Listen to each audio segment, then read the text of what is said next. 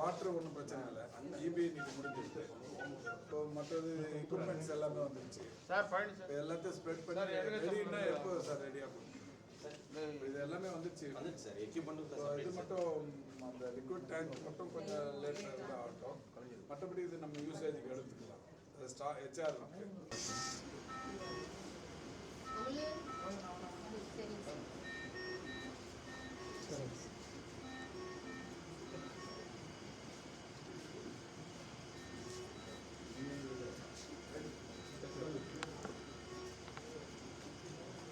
முன்னாடி எங்கே பண்ணிருந்தீங்க? ஃபர்ஸ்ட் ஸ்டார்டிங்லேருந்து எங்கே வரோம்?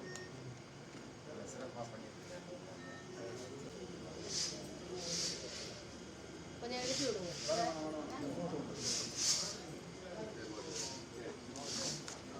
எங்கள் வீடு எங்க? பாரதி நகர். பாரதி நகர். எவ்வளோ நாளைக்கு ஒரு வாட்டி பண்ணுறீங்க? 3 சைதாப்பேட்டில் இருக்கிறது வசதியாக இருக்காது. உங்களுக்கு அந்த நியூட்ரிஷன் அது அந்த ஸ்கீம் என்ன பண்ணுறியா? மெடிக்கல் காலேஜில் மட்டும் வந்து இங்கே கொஞ்சம் இப்போ அந்த ப்ரோட்டீன் அங்கே கொடுப்போம்.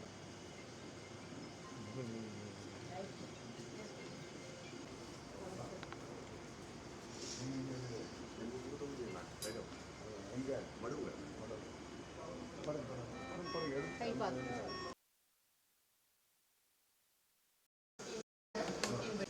எங்க வீடு எங்க? நம்ம ஆஸ்பத்திரி ரோடு தானே. சரி சரி.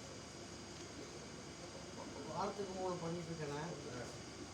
கண்ணு தான் கொஞ்சம் இதாச்சு, கண்ணு ரெடி பண்ணிட்டு இருக்கிறேன். உங்களை பார்க்க முடியல.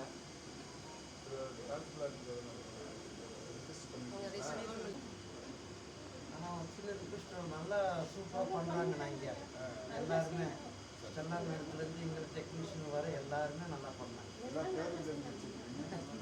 எல்லாம் சரியாக பண்ணிட்டு யார் ஸ்டெல்லா மேடம்?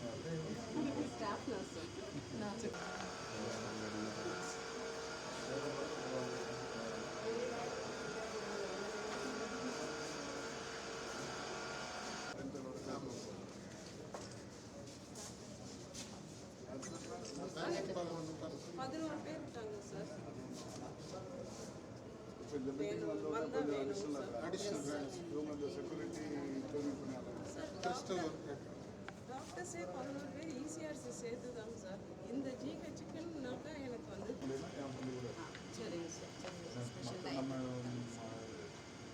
மற்ற ஜிஹெச்சில் எங்கேயும் தரல இல்லையா? மெடிக்கல் காலேஜ் மட்டும் இதுலேயே எல்லா இடத்துலையும் நம்ம டயாலிசிஸ் எல்லாமே அது பண்ணி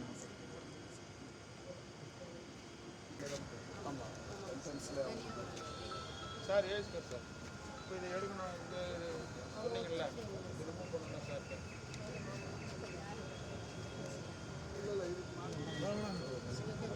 அண்ணா கொஞ்சம் மறைக்காதீங்களாண்ணா.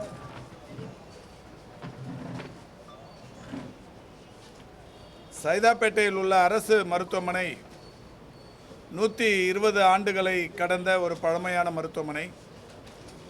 இந்த மருத்துவமனையில்தான் பல ஆண்டு காலமாக சைதாப்பேட்டையில் இருப்பவர்கள் மட்டுமல்லாது மடிப்பாக்கம், உள்ளகரம், புழுதிவாக்கம், பள்ளிக்கரணை, ஜல்லடையான்பேட்டை, சோழிங்கநல்லூர், அக்கரை போன்று பல்வேறு இடங்களிலிருந்தும் கூட இந்த மருத்துவமனைக்கு வந்து சிகிச்சை பெற்று செல்வது என்பது தொடர் வாடிக்கையாக இருந்து வந்தது. இந்த நிலையில் இந்த மருத்துவமனை மிக பழமை வாய்ந்த கட்டிட அமைப்புகளோடு இருந்தது.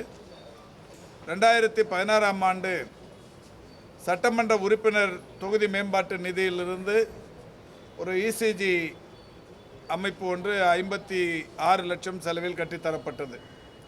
பிறகு மாண்புமிகு தமிழ்நாட்டின் முதலமைச்சருடைய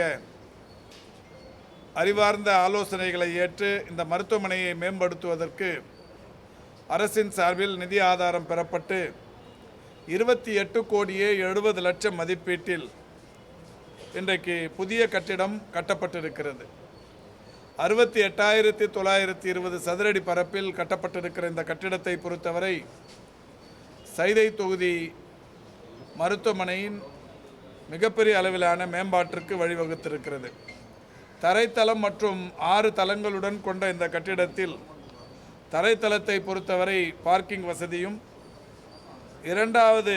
முதல் தளத்தை பொறுத்தவரை புறநோயாளிகள் பிரிவும், ஊசி போடும் அறை, மருந்தகம், ஆய்வகம், ஸ்கேன் அறை என்று முதல் தளத்தில் பயன்பாட்டுக்கு வரவிருக்கிறது.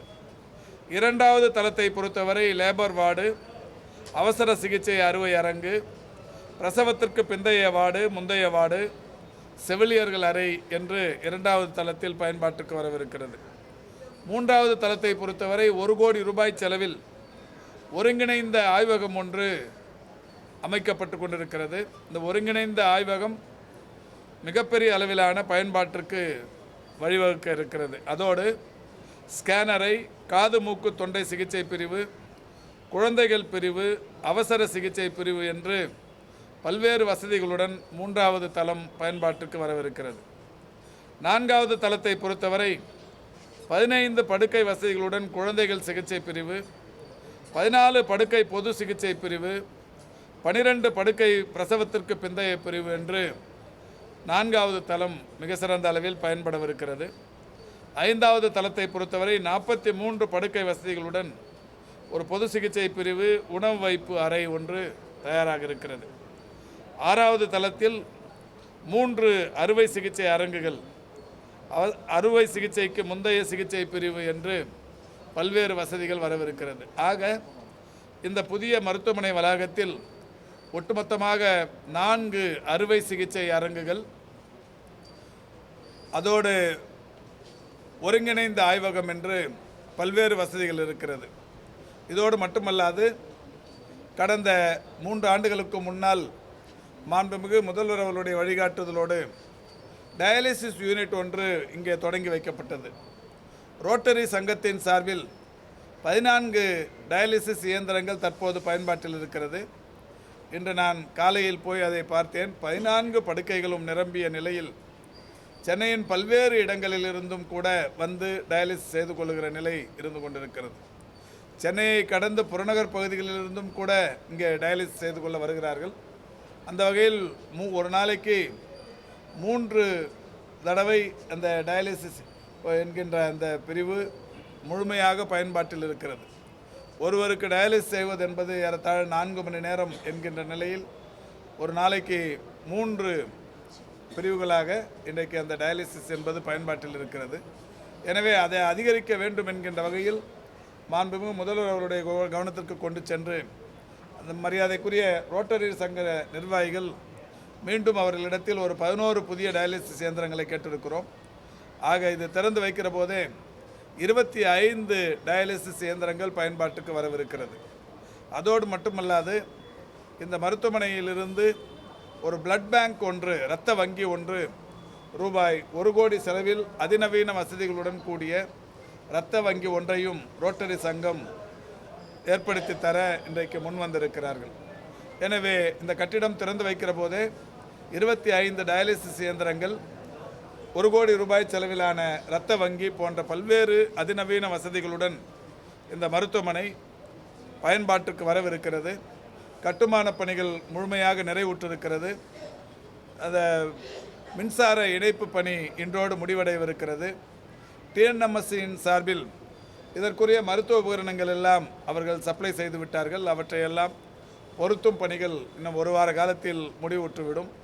எனவே அடுத்த மாதம் முதல் வாரத்தில் இன்னும் ஒரு 10-15 நாட்களுக்குள்ளாக மாண்புமிகு தமிழ்நாட்டின் துணை முதல்வர் அவர்களின் வாயிலாக இந்த மருத்துவமனை பயன்பாட்டுக்கு வரவிருக்கிறது.